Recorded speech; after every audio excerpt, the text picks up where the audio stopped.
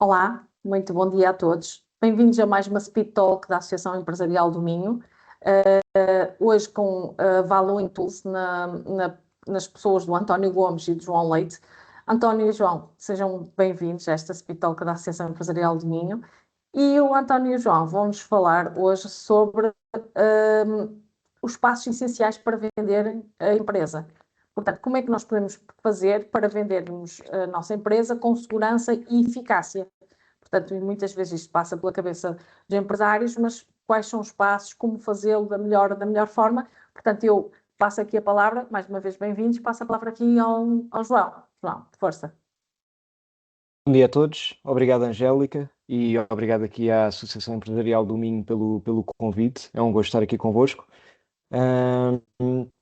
E sim, a ideia hoje é aqui em 15, 20 minutos darmos aqui uma ideia dos passos essenciais na vida de uma empresa, que é o caminho de muitas empresas, tanto a nível nacional como a nível internacional.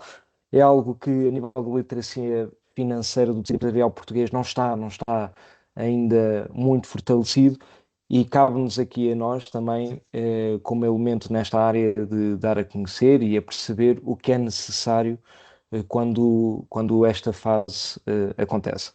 Pronto, como a Angélica disse, eu sou o João Leite, o meu colega António Gomes, somos os dois partners da Valuing Tools. A Valuing Tools é uma empresa focada em avaliação, venda e compra de empresas. Somos uma equipa de 8 pessoas, divididos aqui já temos poucos, estamos divididos pelo país inteiro, Lisboa, Porto, Aveiro, Braga.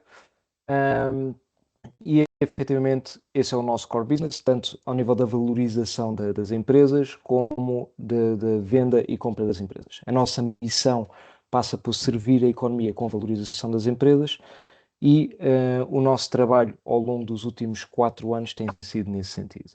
Hoje queremos falar aqui um bocadinho sobre estes passos, o que é que se tem que ter em conta quando se avalia e vende uma empresa. Não vos queremos massacrar muito com muitas informações técnicas, nada disso. Vamos straight to the point para entender os diferentes passos e as diferentes fases deste processo. Começamos então aqui com a avaliação, depois iremos falar um bocadinho sobre a confidencialidade de todo o processo, como é feita a prospecção neste tipo de casos e o que é que são cartas de intenção. Uma fase muito importante destes processos é a due diligence ou a auditoria que é feita após uma carta de intenção e depois falar aqui também um bocadinho sobre os contratos e termos de transação de cada processo. João, desculpa interrompê-lo. Não fez partilha até agora Peço Pronto, desculpa. vai ter que... Peço desculpa que eu achava que estava a fazer a introdução sem. Pode partilhar agora, por favor? Peço imensa desculpa. Não, sem problema. Portanto, está a iniciar, esteve a fazer a apresentação e, Exatamente, portanto, agora vai exatamente. avançando. Para não repetir tudo novamente, somos nós e estava aqui a falar dos diferentes passos: a avaliação, a confidencialidade, inspeção em cartas de intenção, a due diligence e os contratos e termos de transação. Novamente peço desculpa, pensava que já estava a apresentar. Então vamos agora a cada uma das fases. António, se puderes falar aqui um bocadinho sobre a avaliação. Claro que sim, bom dia, obrigado a todos. João, obrigado pela introdução. Obrigado, Angélica, também aqui pelo convite e pela introdução. É sempre um gosto de falar aqui destes temas que somos mais apaixonados e que temos uma missão profissional a cumprir no mundo empresarial. Falando aqui, eu não sei se vocês me conseguem ouvir bem, antes de mais, só aqui fazer aqui um teste de som. Está... Muito bem, muito bem. Perfeito, perfeito. Então, há aqui a avaliação, no fundo, é um processo técnico, operacional e também muitas vezes prático. Tem uma componente teórica que está por trás, está subjacente ao que são as metodologias de avaliação que aprendemos todos quando estudamos estes temas. Mas no final do dia podemos estar a elaborar um exercício que é muito mais complexo ou muito mais simplificado, mas chegamos sempre aqui ao objetivo final, que é qual é que é o valor da empresa, não é? E qual é que é o valor dentro de um limite ou dentro do intervalo de razoabilidade da avaliação da empresa. Os ativos com os quais nós estamos mais familiarizados de avaliação são os imóveis. Por exemplo, um imóvel, se nós tivermos um prédio em Lisboa, em que são todos T2, todos com a mesma tipologia, todos com os mesmos metros quadrados, e o que é algo que é bastante comum, eles valem todos, em princípio, vão valer todos o mesmo, ou algo muito parecido por metro quadrado. Uma empresa que faça guardanapos, que está ao lado de exatamente a mesma empresa que faça guardanapos, podem ter valores muito distintos.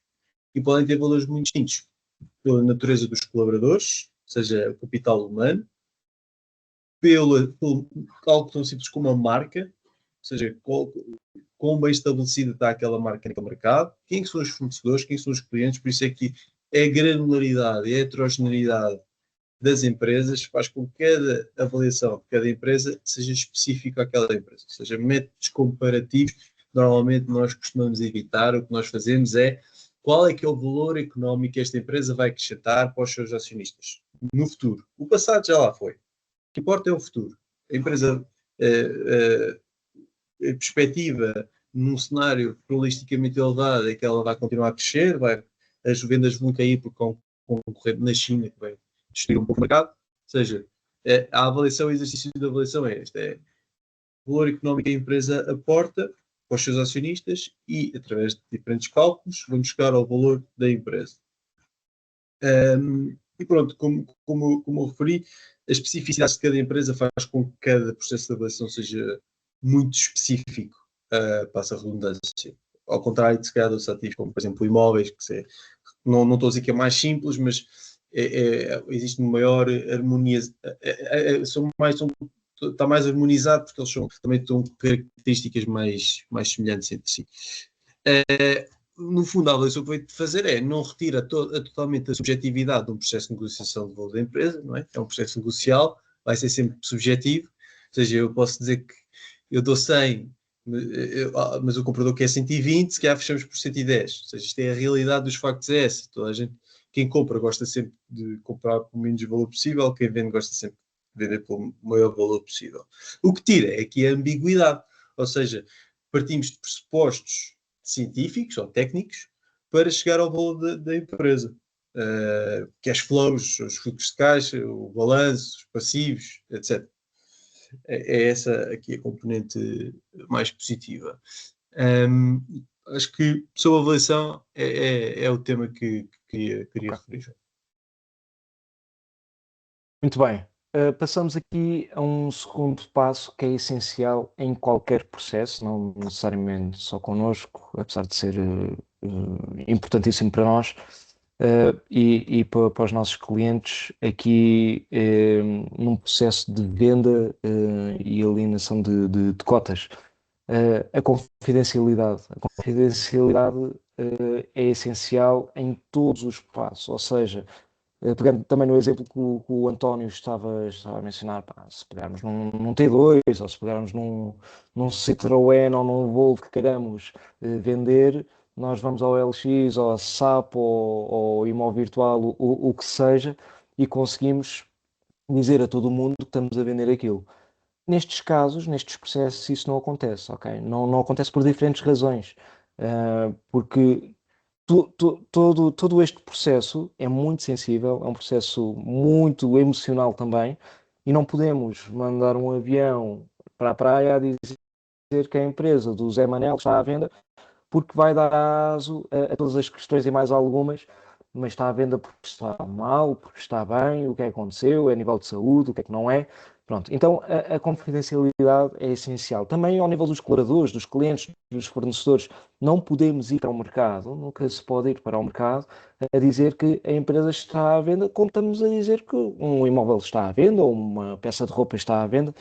Isso não acontece, ok? Ou raramente acontece, connosco não acontece, mas por norma não acontece. Isto não só na parte de dizer ao mundo que a empresa está no mercado, mas também depois em todo o processo. Ou seja, quando alguém quer aceder a dados da empresa que está à venda, esses dados não podem ser logo disponibilizados a qualquer pessoa, não é? Tem que existir aqui um filtro, tem que existir aqui várias layers de segurança. No nosso caso, nós utilizamos uma data room virtual, que é como uma pasta codificada, onde os nossos clientes também conseguem ver quem é que está a aceder àquela informação. Informação essa que pode ser IEs, balancetes, número de declaradores, organigrama. Pronto, informação muito específica e sensível que só vai ser dado o acesso a quem nós percebemos, nós quem está a vender, pode ser através de uma Value Tools, outra empresa ou a nível pessoal, temos que dar acesso a quem já tínhamos feito o filtro. Temos que ter a certeza que não temos aqui nenhum príncipe da Nigéria a querer lavar o dinheiro de diamantes com compra de empresas peço desculpa pela expressão, mas ainda acontece, ok? Todas as semanas ou cada 2 semanas aparece alguém com um esquema que quer lavar dinheiro e para tal compra empresas. Temos de ter a certeza que isso não acontece. Temos de ter a certeza que não é um concorrente a tentar perceber um bocadinho mais sobre a empresa porque quer ir lá tirar colaboradores. Pronto, por isso é que esta informação e este processo é sempre muito, muito confidencial. No final do dia, queremos, e este discurso é, no final, para proteger a reputação e a estabilidade da empresa enquanto este processo está a decorrer, ok? Porquê? Estes processos, isto não é vou vender a minha empresa, então agora fico parado. Não, pelo contrário, vou vender a minha empresa. O ideal é a empresa tem que continuar a elaborar ainda mais para continuar a ser ainda mais aliciante para quem vai adquirir. Ok? Por isso a reputação e a estabilidade da empresa tem que se manter e a confidencialidade serve para isso. Os acordos de confidencialidade têm que estar associados também aqui a esta componente de confidencialidade. Pronto, tudo o que eu vos mencionei ao nível dos documentos também só irá acontecer essa visibilidade da documentação após a assinatura de um acordo de confidencialidade. Isso também tem que existir, ok? Pronto. Em relação à prospeção e cartas de intenção, novamente pegando neste ponto, vender uma empresa não é tão rápido ou fácil. Às vezes pode acontecer, já vendemos empresas em 1 mês e meio, mas às vezes há empresas que demoram 2 anos a ser vendidas. Mas porque também, essencialmente, nós não vamos para o imóvel virtual, não vamos para o LX, não vamos para marketplaces, não podemos expor o nome da empresa no mercado para a venda da mesma. Para tal, como é que é feita esta prospecção? Ou através de carteira de investidores própria, ou através de identificação de compradores estratégicos. E o que é que são compradores estratégicos? Fornecedores, clientes, concorrentes maiores, grupos semelhantes, mas lá fora, que queiram entrar em Portugal, grupos noutro continente que queiram entrar na Europa. Há de tudo, ok? Da nossa experiência, nós temos de tudo. Pode haver um comprador individual que sempre investiu no imobiliário, como a yield neste momento está mais reduzida, então eu vou investir numa empresa porque sei que posso ter o meu retorno daqui a 5 ou 6 anos. Isso pode acontecer. Pronto. A identificação dos compradores é também um processo muito seletivo, com uma confidencialidade também extra associada.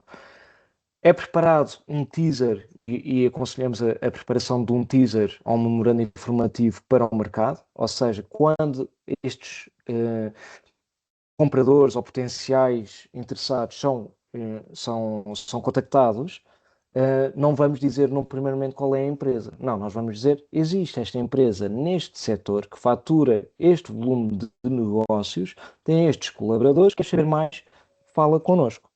Quando ele quiser falar connosco, é o primeiro filtro que vamos fazer, os acordos de confidencialidade, para ver se faz sentido ou não ter acesso a mais informação. Ok? Pronto. Agora, num primeiro passo, sempre a construção de um teaser. Um teaser pode ser um fecheiro de uma página, 3 páginas, onde explicamos por alto o que é a empresa, o que é que faz, o que é que não faz. Se tens interesse, então começamos a falar. Pronto. Passando aqui para as cartas de intenção. Isto é um passo que ocorre após acordos de confidencialidade assinados, após o potencial interessado saber um bocadinho mais sobre a empresa, ok, quer saber mais, quer falar com o responsável, quer ir mais a fundo no processo, então o que é que eu tenho que fazer? Pronto, o que é que acontece nestes casos? Pode haver uma conversa em paralelo presencial, por videoconferência, com a pessoa interessada, mas, peço desculpa pela redundância, mas em paralelo novamente existir uma carta de intenção. Ou seja, eu tenho muito interesse na empresa e para mostrar o meu interesse, eu vou escrever uma carta de intenção não vinculativa a dizer: se isto tudo correr bem, como vocês me indicam aqui, eu estou disposto a dar X. O X, depois logo se vê de que forma é que é pago, como é que não é pago. No final do dia é não vinculativo, é simplesmente uma carta de intenção. A carta de intenção é o melhor filtro que vocês podem ter para o interesse de um potencial interessado. Se ninguém, se a pessoa estiver reticente em assinar uma carta de intenções, é sinal que o interesse não é genuíno, ok? Porque já lhe foi dado as informações mais do que suficientes para ele avançar com o processo. Se não quiser assinar uma carta de intenção, então não é uma lead qualificada, não é um potencial interessado. Se assinar a carta de intenção, está muito mais perto de fazer acontecer qualquer coisa e avançar para um próximo passo. Próximo passo esse, que é uma due diligence, e passo outra vez a bola ao António. Excelente, obrigado. Aqui os dois próximos passos, que é a due diligence e o contrato final de cessão de cotas ou de venda da empresa, eles entram, um pode entrar primeiro que o outro, depende também do comprador que está do outro lado.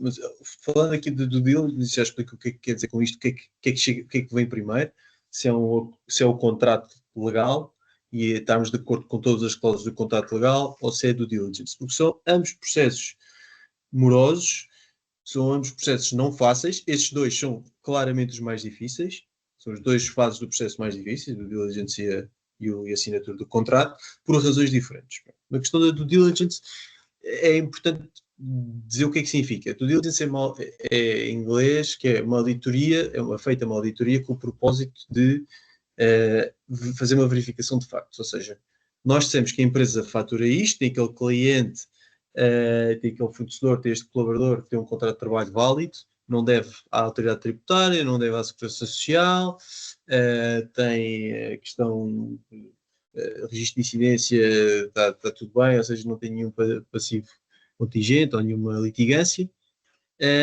e obviamente, tal como faço outra vez a simplificar um bocado com uma analogia do carro, a pessoa olha para o carro, está tudo bem, vai querer comprar aquele carro, mas depois quer ver o capô, não é? Quer levantar o capô e quer ver o motor, quer ir mais ao detalhe, quer ver que tudo funciona no carro, não é apenas ver, quer certificar que ele está a funcionar. E a due diligence é isto, é uma auditoria, pensem numa auditoria, é uma mini auditoria que normalmente é feita por uma entidade independente, ou seja, as melhores são feitas por uma entidade independente, convém que elas sejam isentas, porque isto não é uma ferramenta de negociação. Não é eu comprador, fazer uma due diligence à empresa que estou a comprar, para ver se arranja aqui alguma coisa para baixar o preço. Imagina, estou a comprar o carro e agora vou tentar partir aqui um farol da frente do carro para baixar o preço de 200 ou 300 euros para comprar mais barato.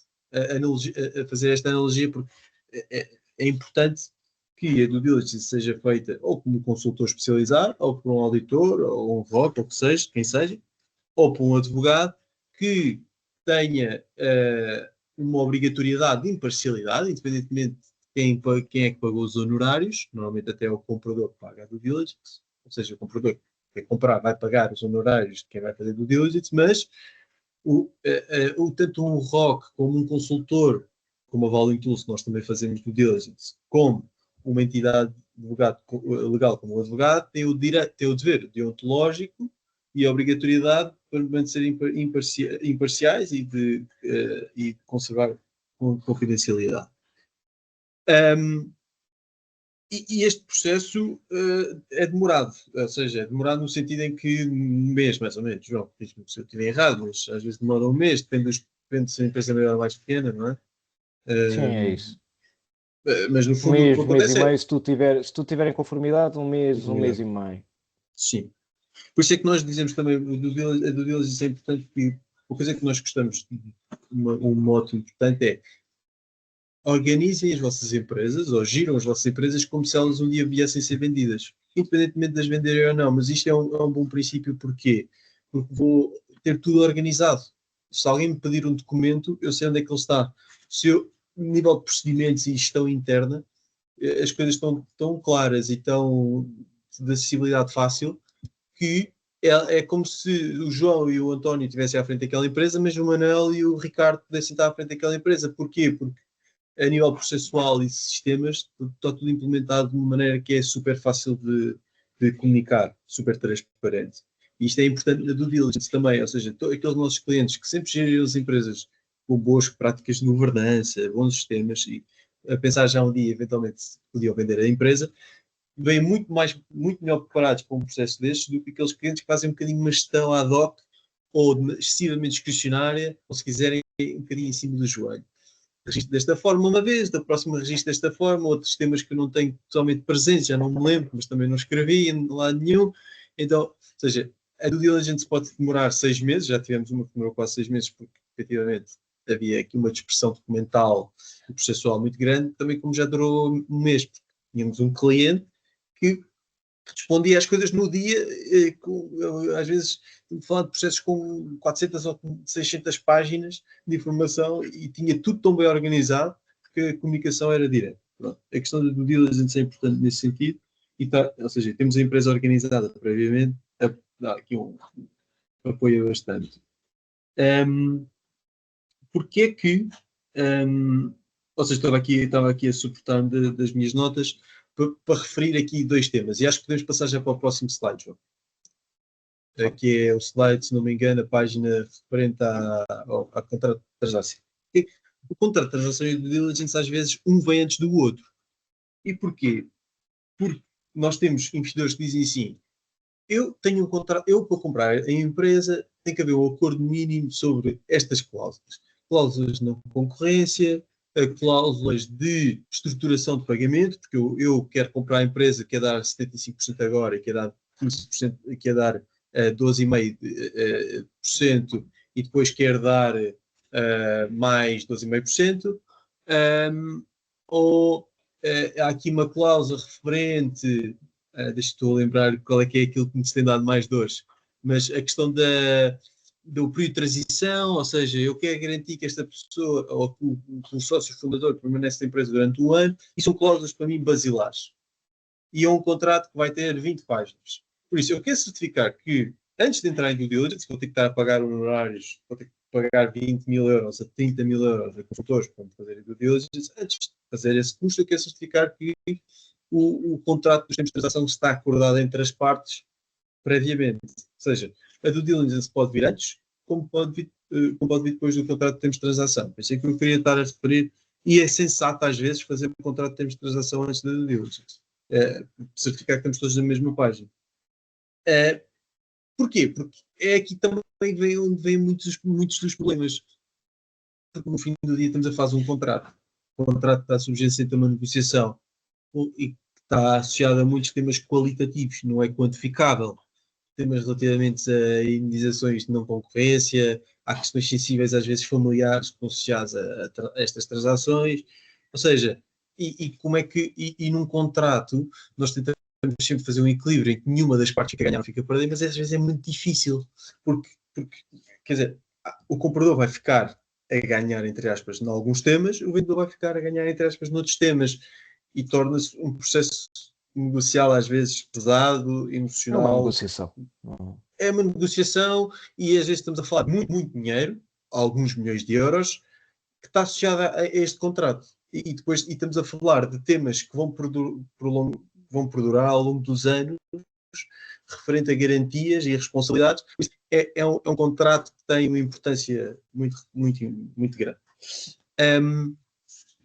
Pronto, a nível do diligence de contratos, acho que não vale a pena estar também, João, a ser demasiado detalhado. Um tema que o João referiu que eu quero referir, que é, individualmente, estas etapas são bastante complexas. Ou seja, estamos a falar de escolher o comprador, desde a carta de intenções até incluindo a assinatura do NDA, a due diligence e o contrato de transação. Cada uma destas etapas individualmente são muito complexas.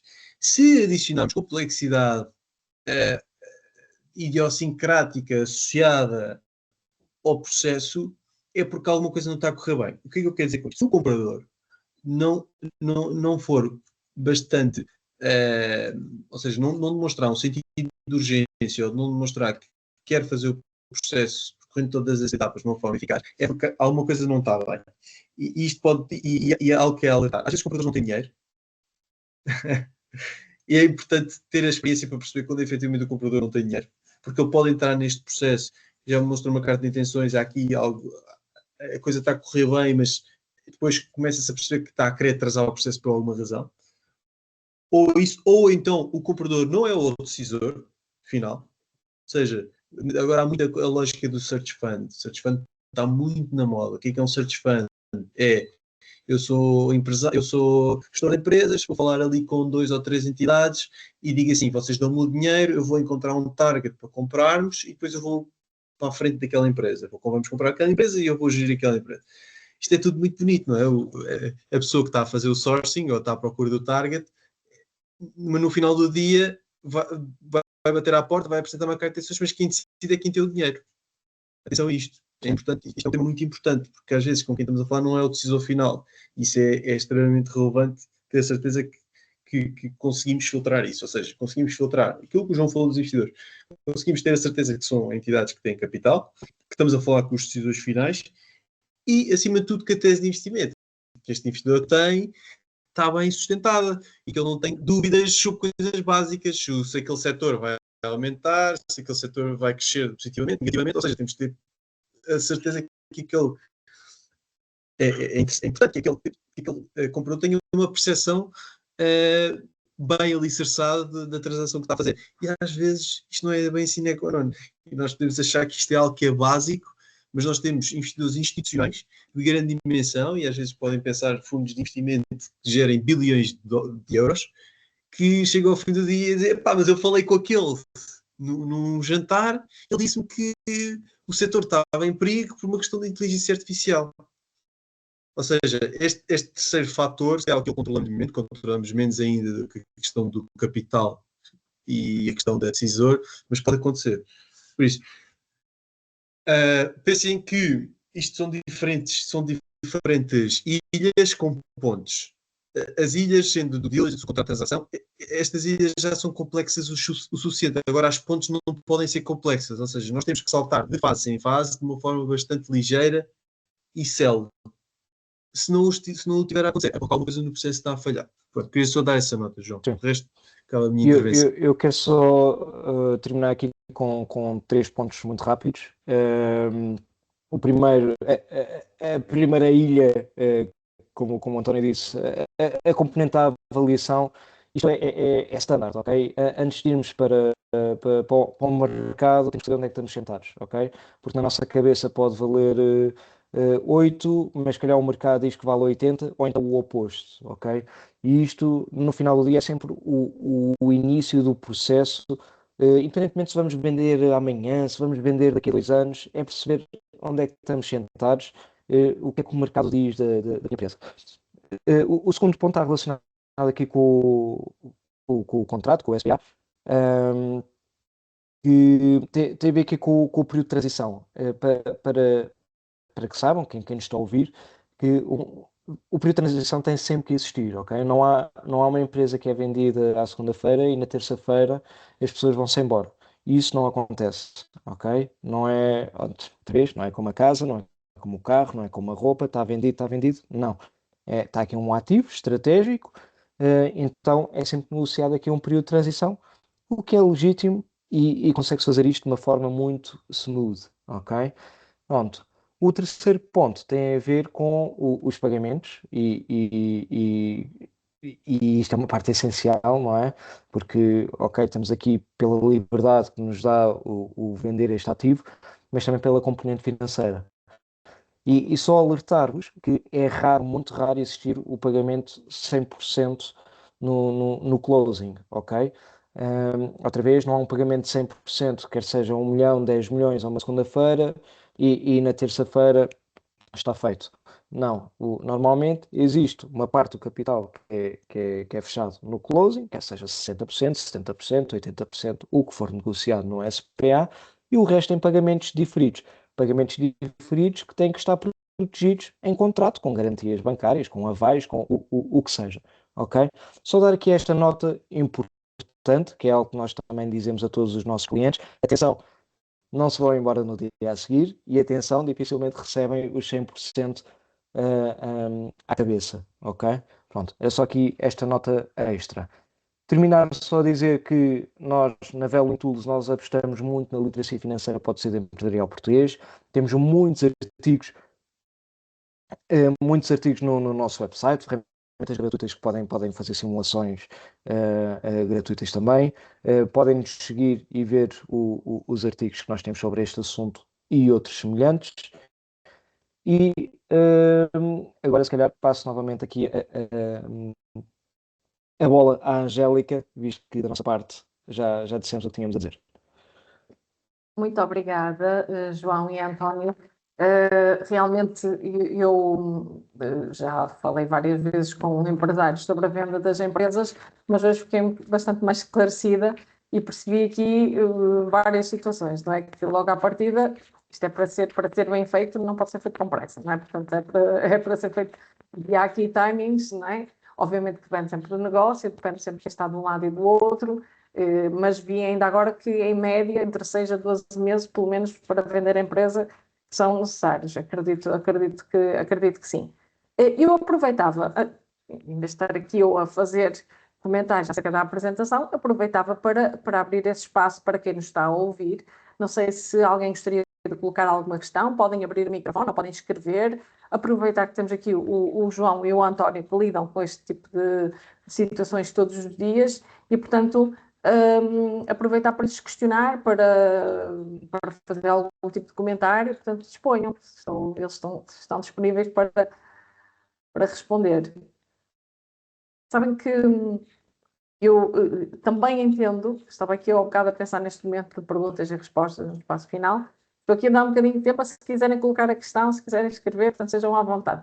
Também entendo que há pouco falaram de uma questão que se chama confidencialidade, e esta questão de vender as empresas, comprar empresas, é um tema muito sensível, não é? Portanto, eu até estou a pensar em vender a minha empresa, acredito que não queira vir aqui para um webinar dizer muitas coisas acerca disso, não é? Eu não quero dizer que eu posso não estar a pensar em vender a minha empresa neste momento e não posso querer saber mais para no futuro poder fazê-lo, obviamente.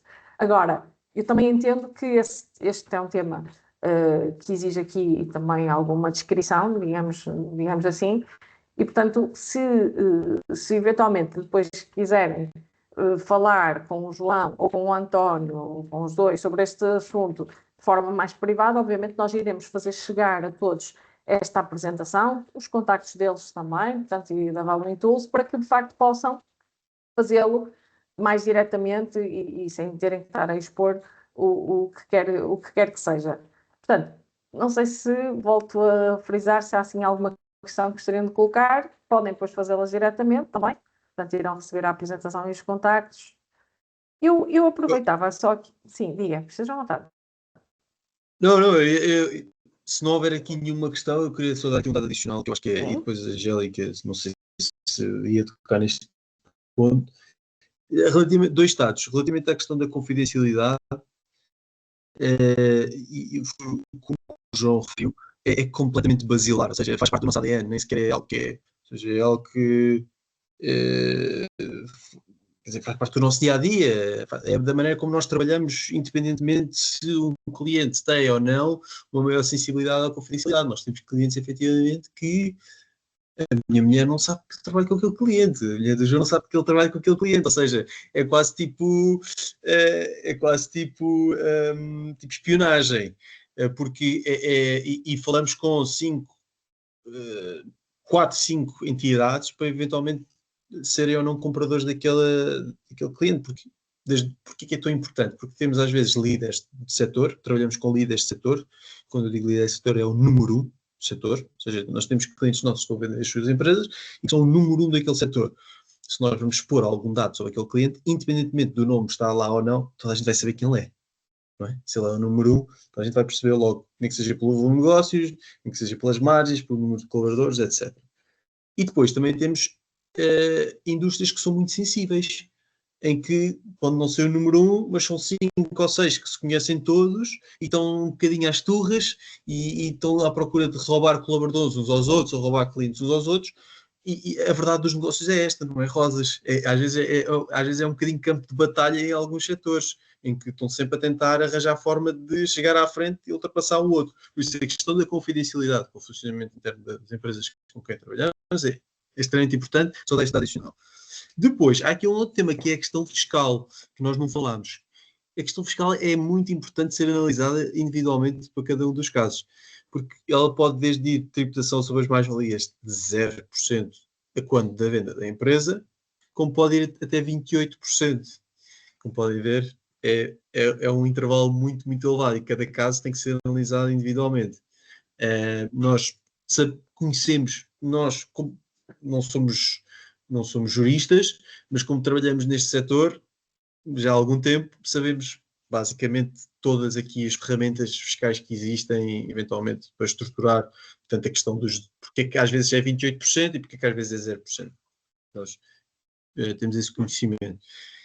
Mas pronto, queria só dar essa nota adicional, que acho que era um tema interessante de mencionar. Muito bem, era mesmo isso que o António reforçou, era o que eu estava a dizer, ou seja, eu também entendo que estando aqui pessoas que possam estar a representar empresas que não queiram falar sobre isso neste momento e tudo bem. Portanto, nós iremos fazer chegar, como eu referi há pouco, esta apresentação a todas as pessoas que estiveram a assistir. Para além disso, iremos também fazer chegar um questionário de avaliação e de satisfação com esta Speed Talk, no qual podem e devem dar sugestões de temas que podemos, de facto, destacar neste espaço da Associação Empresarial do Minho.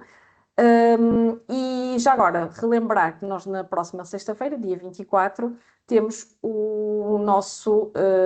vamos ter a nossa terceira gala solidária da Associação Empresarial do Minho, vai acontecer no Teatro Jordão, em Guimarães. É um momento solidário e cultural também, de facto, um espaço de elegância ao mesmo tempo também, e portanto vamos ter vários grupos a atuarem, entre eles os vizinhos. Já agora aproveito para destacar também este grupo, e de facto vai ser um espaço muito agradável, com um cariz solidário. Convido a todos que ainda possam tirar, ainda há alguns bilhetes, portanto possam tirar bilhetes para poder assistir ao evento na sexta-feira. João e António, agradeço a disponibilidade, não surgiram questões. Eu costumo dizer, É bom sinal. muitas vezes acontece, eu costumo dizer que é porque ficaram bem esclarecidos. Como esta situação é bastante complexa, eu penso que será mais por ser sensível, honestamente, porque percebi que para se tratar deste processo é preciso tratar de várias situações e passar por várias fases. De qualquer forma, fica aqui a informação que achamos que realmente é muito relevante e que as empresas, sabemos que isto acontece todos os dias, pessoas compram empresas, pessoas vendem empresas, portanto está a acontecer. E ainda bem que há empresas como a vossa que ajudam nestes processos para pelo menos simplificar, não é? Já que é complicado ter alguém que é entendido e que realmente está habituado para poder simplificar o que não é assim tão simples. E, portanto, muito obrigada pela vossa participação. Obrigado nós, Angélica. Obrigada a todos pela participação. Até à próxima. Obrigado a todos. Obrigado. Até à próxima. Obrigado. Obrigado. Com licença.